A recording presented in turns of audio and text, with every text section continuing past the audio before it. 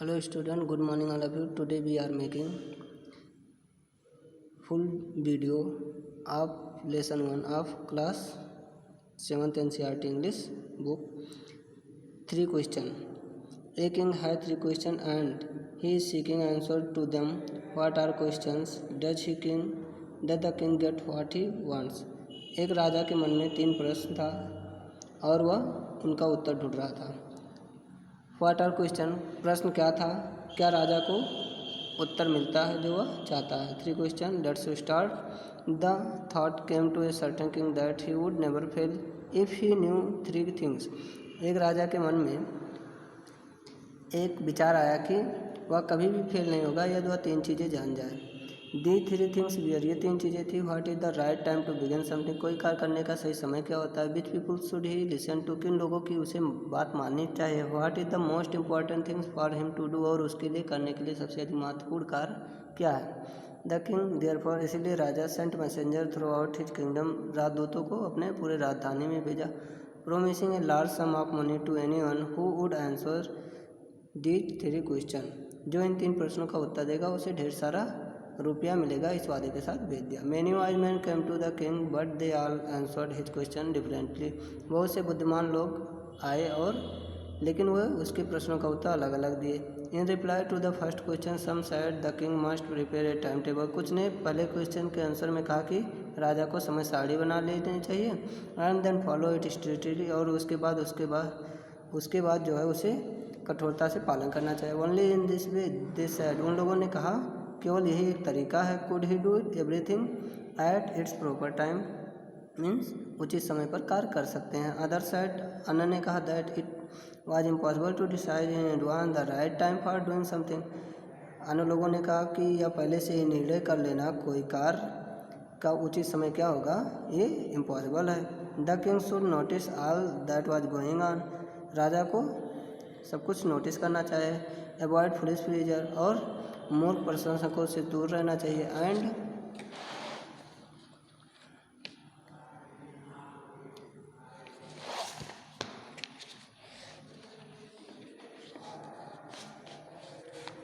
And always do whatever seem necessary at that time, और समय जो आवश्यक हो उसे करना चाहिए.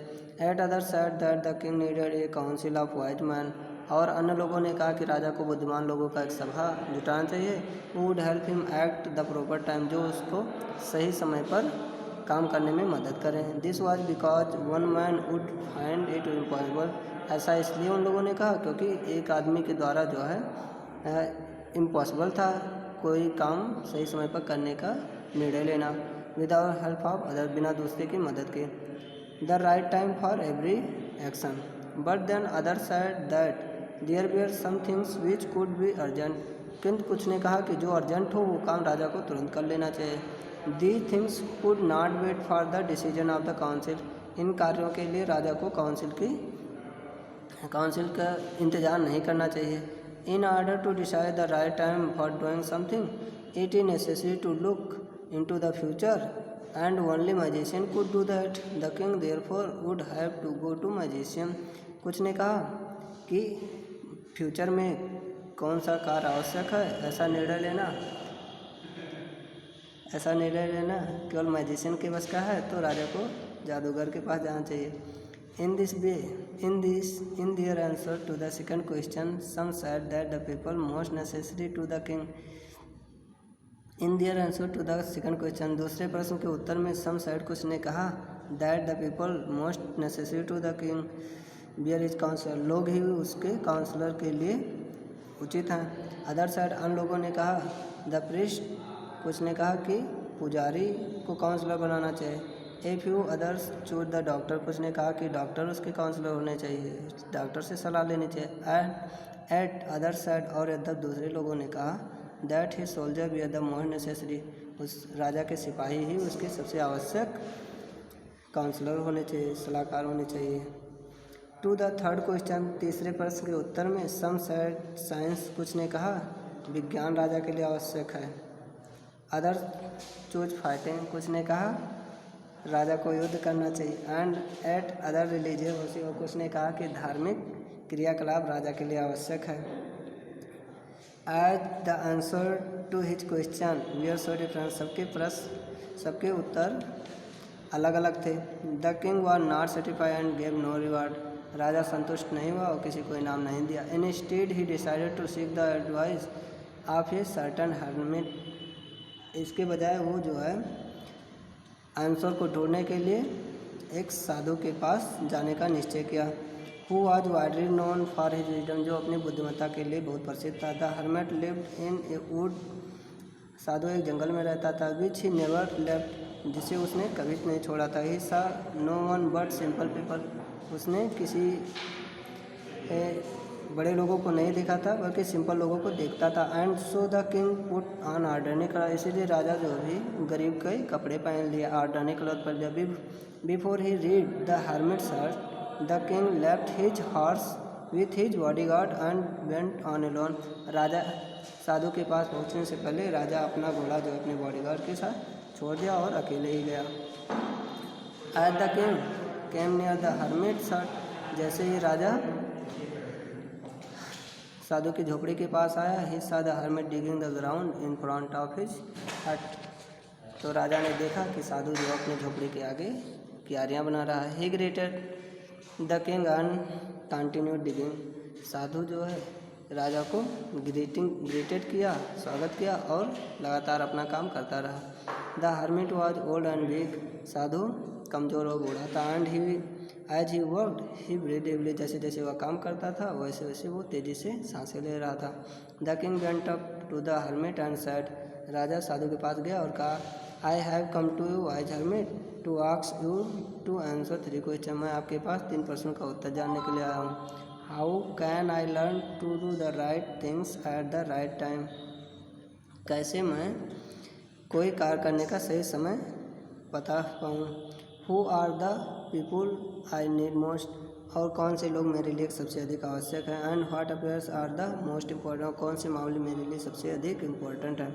The hermit listen to the king, साधु राजा की बात सुनता है बट डिड नॉट स्पीक, लेकिन कुछ नहीं कहता। ही वेंट ऑन डिगिंग, और वह लगातार अपना काम करता रहता है। यू आर टायर्ड, आप थक गए सेड द किंग, राजा कहता है। Let me take the spade and work in your place, लाइए मुझे दीजिए फावड़ा और अपने स्थान पे काम करने दीजिए मुझे। थैंक्स सेड द हर्मिट, साधु उसको थैंक्स बोलता है। Giving the kings his spade then he sat down on the ground, फावड़ा देते हुए थैंक्स बोलता है और ज़मीन पर बैठ जाता है।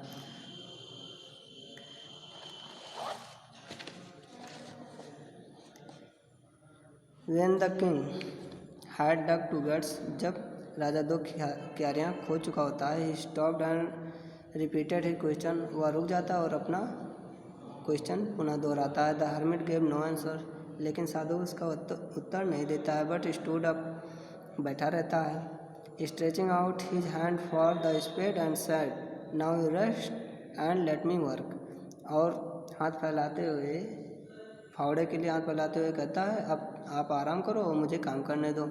But the king did not give him the spade and continue to dig, राजा फावड़ा नहीं देता है और लगातार काम करता रहता है। 1 hour पास, 1 घंटा बीत जाता है। देन अनादर, और दूसरा घंटा चालू हो जाता है। The sun went down behind the trees, सूरज भी पेड़ों के पीछे छिपने लगता। And at last the king stuck the spade into the ground and said, अंत में राजा जो है फावड़ा ज़मीन पर रखता है और कहता है, I came to you wise man for an answer to my question, मैं आपके पास अपने प्रश्नों के उत्तर जानने के लिए आया हूँ। If you can give me no answer, यदि आप मेरे प्रश्नों का उत्तर नहीं दे सकते, tell me so and I will return on, तो मुझे बता दीजिए और मैं अपने घर चला जाऊँगा। Here come someone running said the hermit, साधु कहता है, यहाँ कोई दौड़ते हुए आ रहा है। Next part, the king turn round and saw a bearded man running toward them, राजा मुड़ता है और देखता है कि एक दड़ियल व्यक्ति जो उसके पास दौड़ते हुए आ रहा है। His hands were pressed against his stomach, और वह अपना पेट दबाए हुए है। From which blood was flowing, जहाँ से ब्लड बह रहा है। When he read the king and fainted and fell to the ground, जैसे ही वो राजा के पास पहुँचता है मूर्छित होकर गिर जाता है। The king and the hermit राजा और साधु remove the man's clothing and found a large wound in his stomach. उस व्यक्ति का कपड़ा चेंज करते हैं और घाव को धुलते हैं। देखते हैं एक गहरा घाव है। The king washed and covered it. राजा घाव को धोता है और उसे ढक देता है, मीन्स ड्रेस्ड करता है। इट विद हिज हैंडकरचीफ, अपने रुमाल से उसे ढक देता है। But the blood would not stop, लेकिन रक्त का बहना कम नहीं होता है। The king redressed the wound until at last the bleeding stop, और राजा बार बार ड्रेसिंग करता है जब तक ब्लड रुक नहीं जाता है। The man felt better and asked for something to drink. अब वो व्यक्ति कुछ बेटर महसूस करता है और पीने के लिए थोड़ा कुछ मांगता है। The king brought fresh water and gave it to him. राजा फ्रेश वाटर लाता है, उसको देता है। By this time the sun had set and the air was cool. उस समय सूर्यास्त हो चुका था और हवा ठंडी चल रही थी। The king with the hermit help carried the wounded man into the hut and laid him on the bed. राजा और साधु मिलकर उसको झोपड़ी में ले जाते हैं और लिटा देते हैं। The man close he eyed and lay quiet. वह व्यक्ति अपनी आंखें बंद करता और सो जाता है। The king tired by his work and the work he had done. राजा भी जो काम किया होता है थक गया होता है और वो भी सो जाता है। Lay down on the floor and slept through the night. पूरी रात जो है उसे फर्श पर सो जाता है। व्हेन ही अवेक, जब वह जागता है, he was several minute before he could remember. उसे कई मिनट लग